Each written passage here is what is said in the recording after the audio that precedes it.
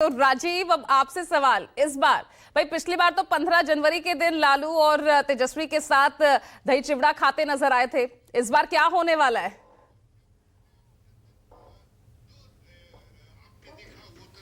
देखिए, नीतीश कुमार इस मकर संक्रांति के मौके पर भी अगर लालू यादव के घर दही चूड़ा खाने चले जाएं तो बहुत ज्यादा आश्चर्य नहीं होना चाहिए।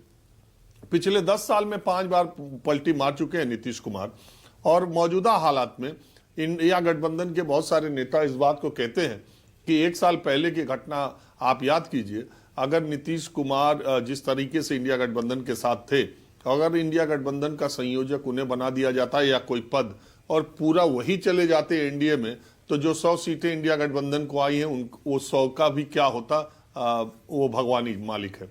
देखिए, लोकसभा चुनाव से ठीक पहले उन्होंने पाला बदला और इसके बाद बीजेपी के साथ जाने में अपनी पूरी कीमत भी वसूली। उन्होंने जो 40 सीटें हैं उस पर 17 सीटों पर बीजेपी लड़ी और 16 सीटें उन्होंने गठबंधन में लिया और 12 उनके एमपी जीते और 12 बीजेपी के जीते। और इस स्थिति में देश में ऐसा मैंडेट आया कि नरेंद्र मोदी सरकार, जो मोदी सरकार थी, वो एनडीए सरकार हो गई और नीतीश कुमार एक कंधा और दूसरा कंधा चंद्रबाबू नायडू की बीजेपी को जरूरत पड़ी। और नीतीश कुमार अब ऐसी स्थिति में है कि वो 2025 के विधानसभा चुनाव में सीटों के बंटवारे में ज्यादा, मेरे समझ से सीटों के बंटवारे में ज्यादा से ज्यादा सीटें ले सके और ये दावा कर सके कि लोकसभा चुनाव में वो बराबर सीटों पर चुनाव जीते हैं, इसलिए विधानसभा चुनाव में भी बराबर सीटें होनी चाहिए। भारतीय जनता पार्टी पिछली बार के चुनाव में जिस तरह का उसका प्रदर्शन रहा है और जिस तरह से चुनाव के नतीजों के बाद वो सबसे बड़ी पार्टी के तौर पर सामने आई है, तो उसके बाद भारतीय जनता पार्टी अब बिहार में अपने कदम पीछे खींचने वाली नहीं है।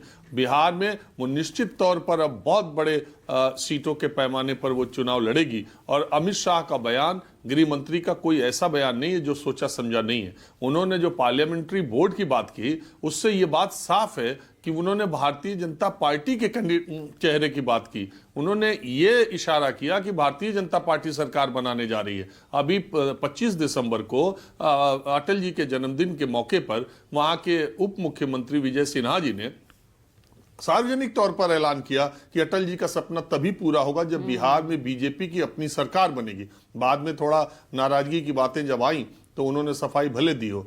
देखिए, नीतीश कुमार की पर्सनैलिटी ऐसी है कि वो विवादित मुद्दे जब होते हैं या जब वो नाराज होते हैं या वो बार्गेन करने की स्थिति में होते हैं या वो दबाव बनाना चाहते हैं, वो जब प्रेशर पॉलिटिक्स करते हैं तो वो चुप हो जाते हैं और उनके अगल बगल के लोग बयान देना शुरू करते हैं और वो बिल्कुल से खामोशी ओढ़ लेते हैं। ये उनकी हमेशा से आदत रही है। नीतीश कुमार के बारे में जितनी आप किताबें पढ़े, जो लोग उनके करीबी नजदीकी है, वो हमेशा इस बात को मानते हैं कि हर बड़ा फैसला लेने से पहले वो थोड़ी देर खामोशी अख्तियार करते हैं। इस बार मुझे लगता नहीं कि वो पाला बदलने का फैसला लेंगे।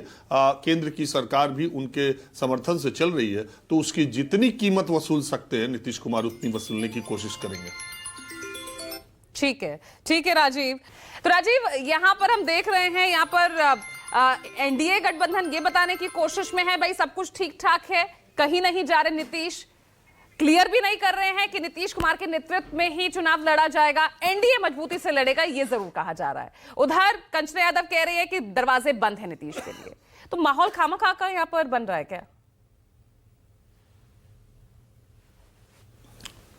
देखिए पूजा, मैंने आपको बता दिया लोकसभा चुनाव के जो नतीजे आए हैं, अब नीतीश कुमार और उनकी पार्टी चाहेगी इसको पैमाना मानकर सीटों का बंटवारा किया जाए। 243 सीटों में पिछली बार आपको मालूम है 125 सीटें एनडीए ने जीती थी और 125 सीटें एनडीए की थी और आरजेडी गठबंधन की 110 सीटें थी। कांग्रेस पार्टी को आरजेडी ने गठबंधन में 70 सीटें दी थी, जिसमें 19 सीटें वो जीत पाई थी, जबकि भाकपा माले को 19 सीटें दी थी, वो 12 सीटें जीतने में कामयाब हुए थे।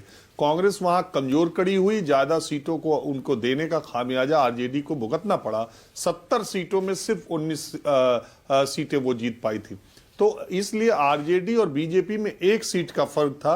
बीजेपी 74 पर थी और आरजेडी 75 सीटों पर थी। बाद में आरजेडी में कुछ दूसरे विधायक आ गए।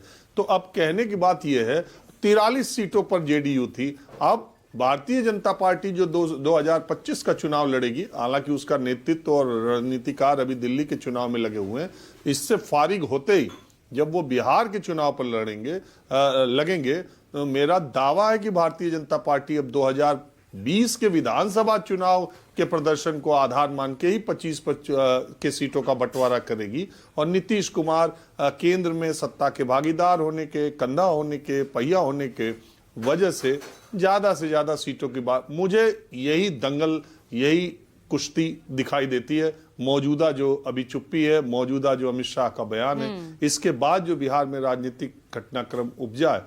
और एक बात और है कि नीतीश कुमार जेडीयू के अकेले चेहरे, अकेले नेता है, बाकी सारे लोग उनके होते हुए नेता हैं। अगर नीतीश कुमार जेडीयू में जब तक नेता है तभी तक जेडीयू है और जेडीयू के नेता है, और बाकी कोई लोग उस तरीके के नहीं है। और नीतीश कुमार सबसे बड़ा चेहरा बिहार में है, इसमें कोई दो राय भी नहीं है। लेकिन नीतीश कुमार अगर मुख्यमंत्री पद के उम्मीदवार फिर से घोषित किए गए तो एनडीए की सबसे बड़ी कमजोरी भी यही बन सकते हैं। इसलिए देखना दिलचस्प होगा कि एनडीए इस पर फैसला क्या करेगा।